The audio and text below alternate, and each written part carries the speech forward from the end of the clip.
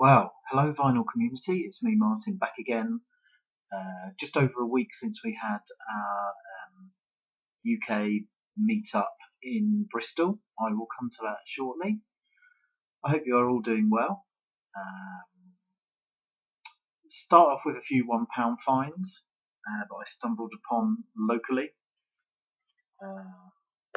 Some to be resold. I'm doing a record fair next month in my hometown, and I'm looking forward to that, and like all the interaction and everything, and not really just about the selling and making some money. So, although that does help. So, £1 fines, right? What have we got here? There were some other things, but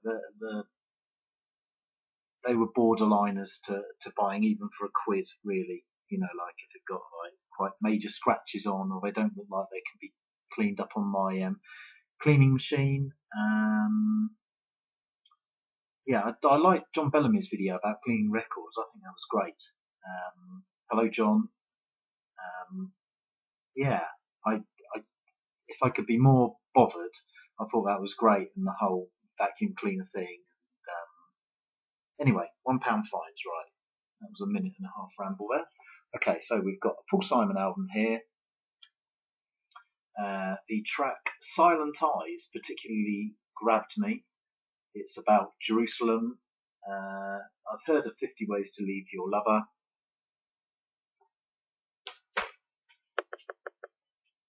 Here's an album called Rhythm Heritage. Just some of the tracks are a bit longer and themed. Theme from Rocky is on here. And it's on ABC Records. It's got Michael Omartian, is that his name? Omartian on it. And I know that name, and is usually a bit hit or miss, but can be quite interesting sort of stuff. I suppose this is like sort of soul funk jazz sort of thing. So it's got the corner nibbled off, so I'm guessing some sort of import or something. Okay, so as Rob Walker said, in his Bristol video, there I was scurrying around in the box, and these £1 ones are just the same. I just found things that were of interest, and they're £1. So some Gregorian chant, almost a bit of nudity there. Certainly, all those hands are in the right places there. Now this, I had exactly the same record, or pretty much the same record, I think. Francois Hardy Sings About Love, but it was in English. So these ones are actually in French, and I love the way somebody on here has written after the track La Première Bonne de Jeu, and they've written particularly easy to understand. That is presuming that you have some sort of knowledge of French, I suppose. It's on that label, the Marble Arch label. Crown for £1, with all the lyrics on the back as well. Quite handy. This is Pinchas Zuckerman. Where I live, actually, I should say, there was a Sony, I don't know if it was a pressing plant, but it was like a distribution centre. So CBS and latterly Sony, a lot of our records turn up here from people that have worked there, or I presume that's what it is. Not always valuable, but certainly of interest. This had some sort of more modern violin music on it. Do not know the composers. We've got Wieniawski, Kabalevsky, and Block. This is just a copy to sell, spare copy. I've got this already. Sister Sledge. I think this has pretty much got nearly all our hits on it. Ditto this. I think I've got quite a lot of this stuff on this Deep Heat album. Deep Heat, not that Deep Heat that you rub on your This is a little bit mashed, but it's a Delphonics. There was another Delphonics one there, and there was a live Aretha Franklin, I think, and a few others, but doesn't look too bad. It's on this Bell label here. So these are still £1 fines from last weekend. The Save the Children, presumably that is the charity. It's like a live concert. Double album, four tops story. So that was my £1 fine. £1 fines. Not too bad, I suppose. Now Bristol. Just pulled a few records. I went down to Bristol on Friday, and I was up and early on Saturday morning. Met everybody pretty much in the fair, apart from John Bellamy came a bit later. Stephen Alexander, no, he was at the fair as well. Yeah. So it was on 4 floors. They all had quite a lot of stalls in them. I was definitely scavenging and scurrying around on the floor in the sort of cheaper stuff bins. I did have a look at other stuff, but nothing really grabbed me. And there was, compared to the ones that the VC we've met up at, which was Manchester and Leeds, this was definitely by far the better fair, I think. And it was in a big light open hall as well, generally, so you could actually see things better.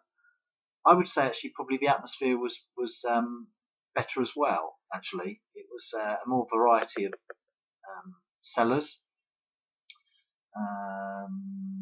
It's obviously like free to get in as well, which is a bonus. Now, as I entered, there was already some people outside that had obviously done their morning scurrying around and already got what they wanted. Whether they knew what they wanted from the sellers that were there, I don't know. Bristol is quite sort of industrial or like Victorian looking city in places.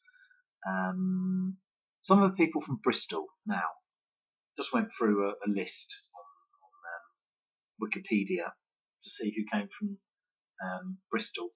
2/3 of Bananarama, bet you weren't expecting that, are from Bristol. And this is just the greatest hits, from which I got one Christmas, I think, actually. It was not Siobhan, she was not from Bristol, but these two were.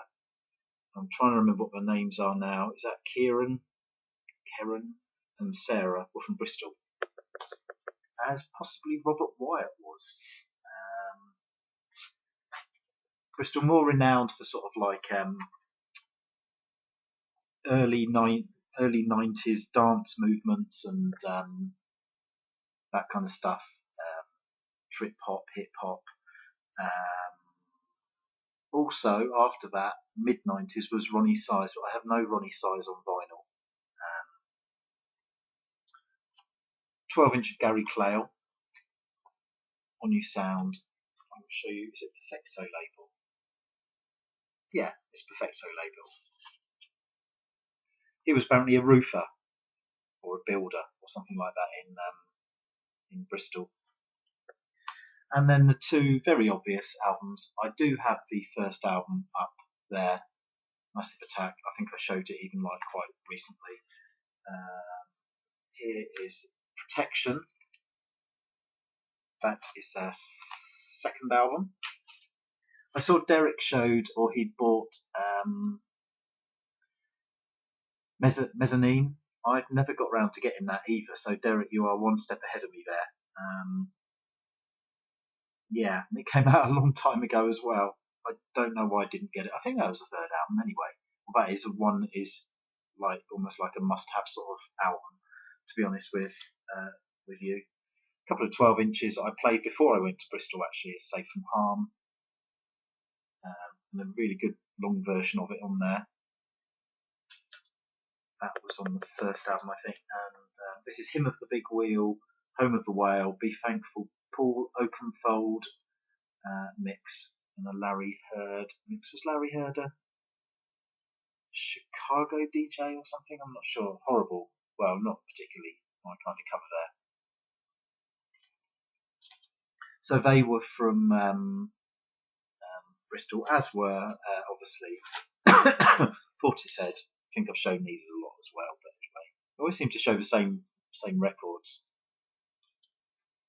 I mean, what about just like amazing albums, really? Second one, self-titled.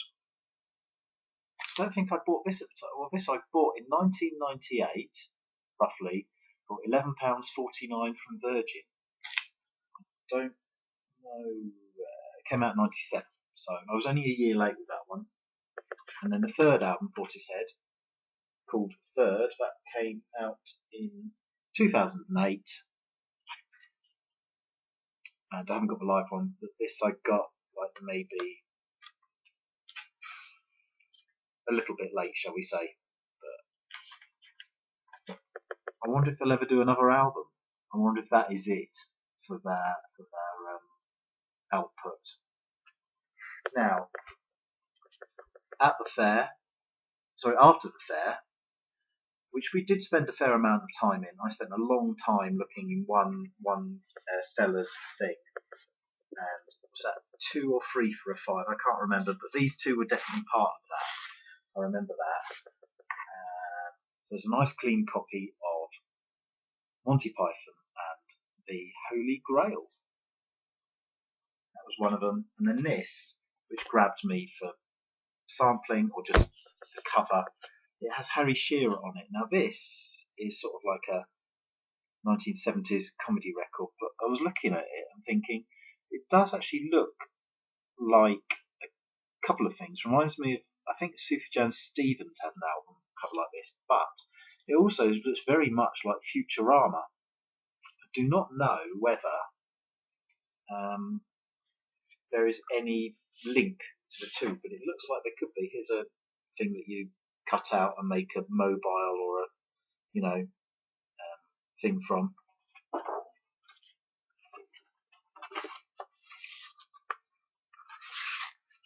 Just want to see what label it was on, because I can't remember. I was on the sort of a CBS, American CBS sort of thing going on there. I spent a long time there, and at the fair, I don't know, but I really spoke to anybody that much. But when we went to the first pub, we ate, or some of us ate. It was just chatting and everything, just great, I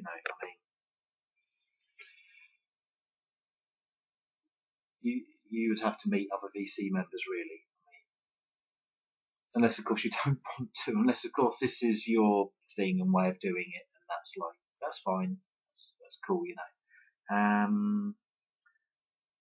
There were 3 record shops we went in, 2 in the outdoor market, indoor but undercover kind of outdoor market. I didn't see anything in them at all, really. I mean, yeah.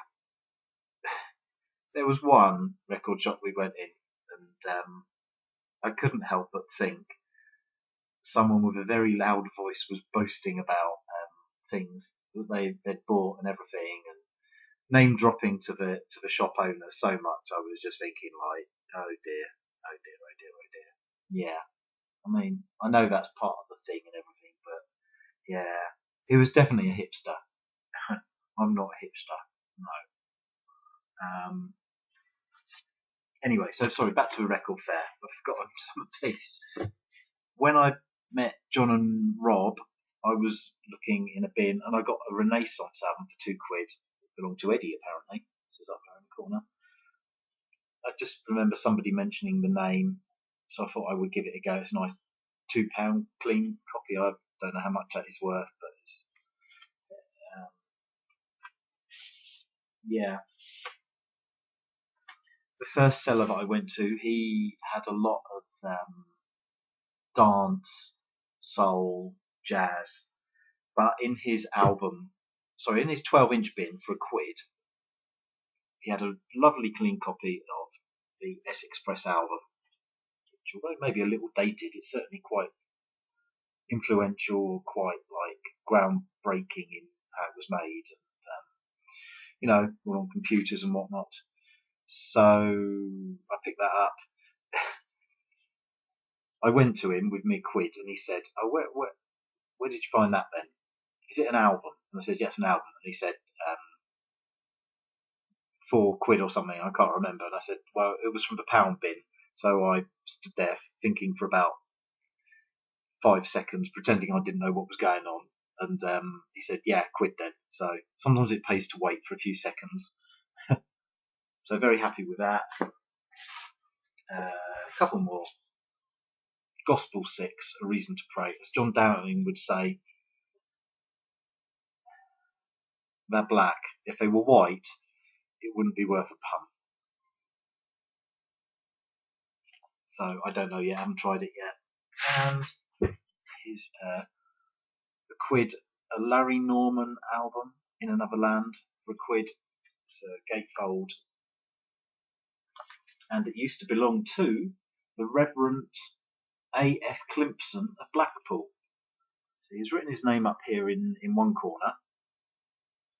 And then he's gone and got those sort of stickers that people used to have. Well, I won't be phoning him, obviously. Yeah. So this is apparently part of a trilogy, In Another Land. I do not know what the other ones in the trilogy were. This is from 1976, but it has this very distinctive label, which is 3 crosses. What's it called? Solid Rock Records. It's got a very distinctive label. It's got 3 crosses inside a mouth there.